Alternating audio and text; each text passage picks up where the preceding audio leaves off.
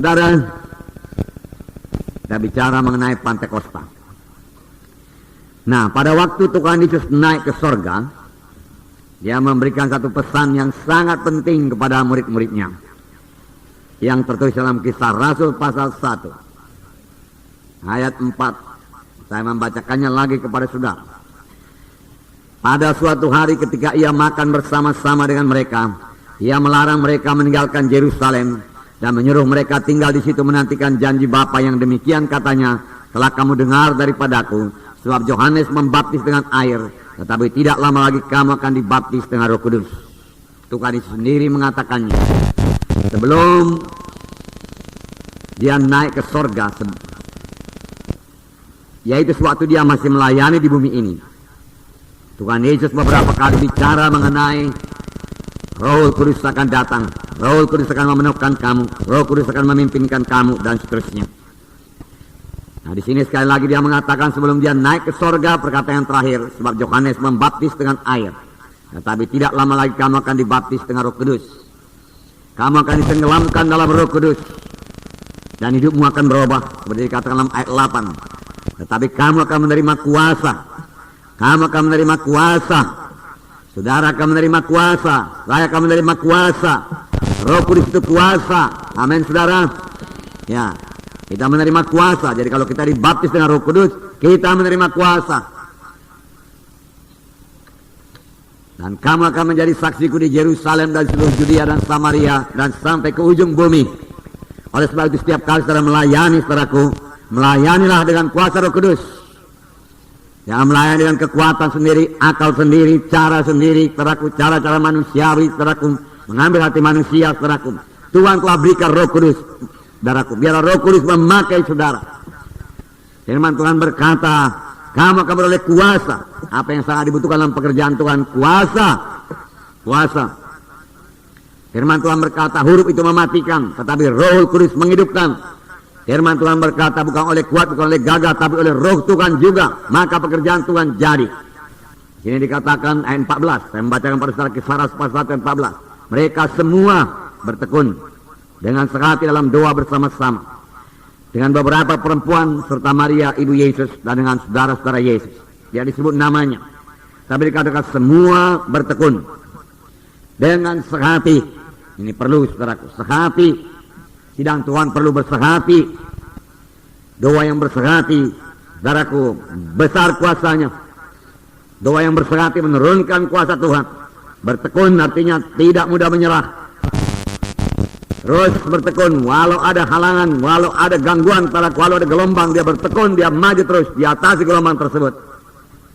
Bersama-sama beberapa perempuan. Nah, saudara yang kasih nama Yesus. Dan kalau saudara baca Kisah 2, mulai dicurahkan Roh Kudus kepada 120 orang. Saudara, pada perjanjian lama tidak begitu banyak yang dibaptis dengan Roh Kudus. Hanyalah, saudaraku, raja-raja, nabi-nabi, saudaraku, dan imam-imam. Dan saudaraku, setelah mereka diurapi dengan Roh Kudus, saudaraku, setelah mereka diurapi dengan Roh Kudus, mereka sanggup menyampaikan panggilan Tuhan dalam hidup mereka. Kalau mereka, dia sebagai raja, saudaraku, Raja Daud diurapi, lalu Daud sanggup, saudaraku, melayani. Urapan itu, saudaraku, menyanggupkan mereka. Urapan itu mengobatkan mereka. Diurapi dengan minyak pada waktu, tapi sekarang diurapi dengan Roh Kudus. Memberikan mereka pengertian baru setelah mereka diurapi dengan Roh Kudus. Kuasa Tuhan bekerja dalam pelayanan mereka, saudaraku, setelah mereka diurapi dengan minyak itu, diurapi dengan Roh Kudus, saudaraku. Nah, saudaraku, Musa sangat menginginkan supaya semua bangsa Israel, saudaraku, dipenuhkan dengan Roh Kudus. Tapi keinginan Musa ini tidak kesampaian, belum waktunya. Musa sudah merasakan bagaimana jamaah Roh Kudus dalam hidupnya. Musa sudah merasakan bagaimana Roh Kudus mengobatkan hidupnya. Musa mengalami banyak mujizat Tuhan, saudaraku, sebagai akibat daripada melayani dipimpin oleh Roh Kudus.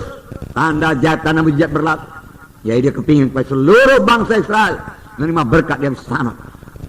Kalau semua bangsa ini nabi adanya, dia katakan. Nabi pada waktu menerima Roh Kudus, dia rindu semua bangsa Israel dipenuhkan dengan Roh Kudus.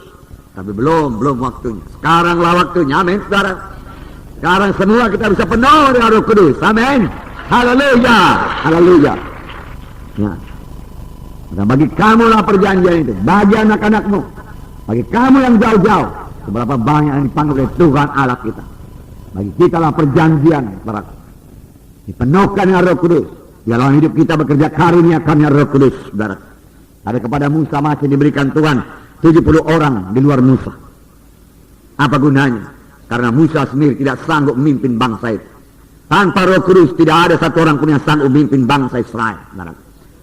Supaya mereka sanggup memimpin.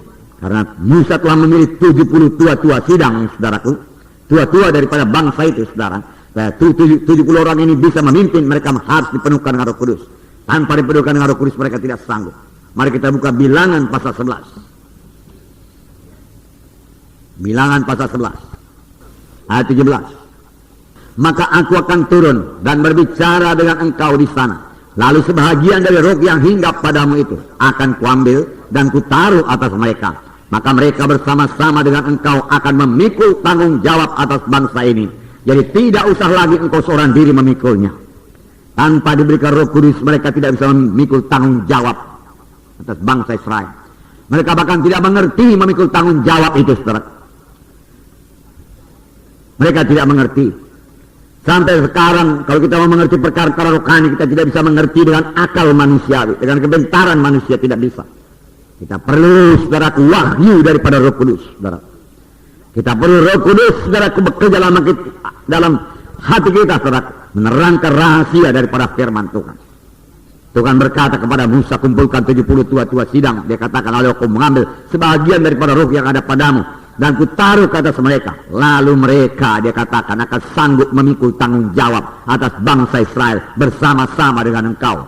Tanpa diberikan Roh Kudus mereka tidak sanggup memikul tanggung jawab. Itu sebabnya saudaraku, Tuhan berkata, tunggulah di Yerusalem, jangan pergi. Kamu tidak akan sanggup menegakkan perintah agung kalau bukan dengan Roh Kudus. Tuhan berkata, tunggu sampai kamu lengkap dengan kuasa dari Maha Tinggi. Betapa sayangnya saudaraku, masih banyak saudaraku, ya, gereja-gereja belum menerima Roh Kudus sepenuhnya, belum membiarkan Roh Kudus beroperasi dalam sidang Tuhan. Saudaraku, dalam sidang ini biar Roh Kudus, saudaraku, mengambil tempat yang utama, memimpinkan kita semua, saudaraku, mengubahkan kita semua, melengkapi kita semua, mengurapi kita semua, dan membiarkan saudaraku Roh Kudus bekerja dalam sidangnya ini dengan memakai saudara. Haleluya.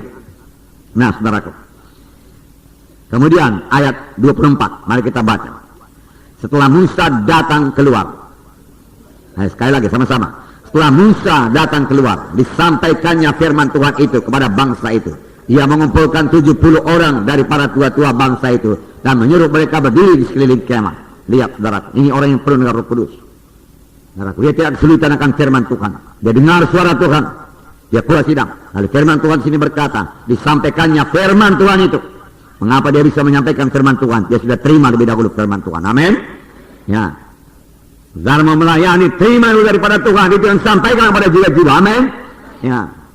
Nah, Roh Kudus yang bicara. Disampaikannya firman Tuhan. Dan karena disampaikannya apa yang dikatakan Tuhan, Tuhan meneguhkan firman-Nya, Tuhan menggenapkan firman-Nya. Nah, ini pelajaran bagi kita. Kalau ada hamba Tuhan tidak menyampaikan daraku firman yang seturut dengan kehendak Tuhan, maka Tuhan tidak akan meneguhkannya. Oleh sebab itu perlu persekutuan yang erat dengan Roh Kudus. Supaya kita dengar suara Tuhan. Musa mendengarkan suara Tuhan. Haleluya. Ayat 25. Mari kita baca. Lalu turunlah Tuhan dalam awan dan berbicara kepada Musa. Amin. Bicara kepada Musa lagi. Tuhan suka bicara sebenarnya. Dia mau menceritakan banyak perkara kepada kita. Tapi banyak anak-anak Tuhan tidak siap sedia. Tidak mengharapkan Tuhan bicara. Tidak ekspektan dia, tidak menunggu. Firman Tuhan berkata, siapa yang menantikan Tuhan akan membarui kuatnya. Menantikan Tuhan dengan merindukan suara Tuhan. Haleluya. Terima kasih Tuhan. Kemudian diambilnya sebagian dari roh yang hinggap padanya dan ditaruhnya atas ke-70 tua-tua itu. Ketika roh itu hinggap pada mereka, kepenuhanlah mereka seperti nabi. Tetapi sudah itu tidak lagi. Kepenuhan seperti nabi, tetapi seterusnya tidak begitu limpah lagi.